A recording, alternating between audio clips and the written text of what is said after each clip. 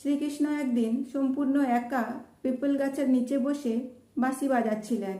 যারা নামে এক বেদ দূর থেকে শ্রীকৃষ্ণের নীলাভ পা লক্ষ্য করে সে কোনো পশু মনে করে সেই দিকে তীর ছুঁড়ে মারে। এরপর সেই তীর এসে শ্রীকৃষ্ণের পায়ে বিঁধে যায়। যারা যখন সেই স্থানে এসে পৌঁছায়, শ্রীকৃষ্ণকে দেখে সে অবাক হয়ে যায়। সে শ্রীকৃষ্ণের কাছে ক্ষমা প্রার্থনা করে। সে পশু ভেবে শ্রীকৃষ্ণকে আঘাত করেছে।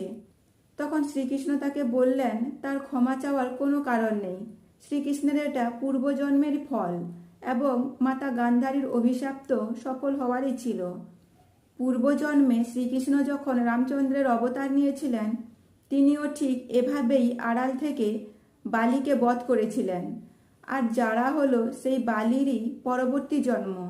এই কারণে শ্রীকৃষ্ণের এটা কর্মফল ছিল। অর্থাৎ ভগবান হোক কিংবা মানুষ, কর্মের ফল সকলকেই পেতে হয়।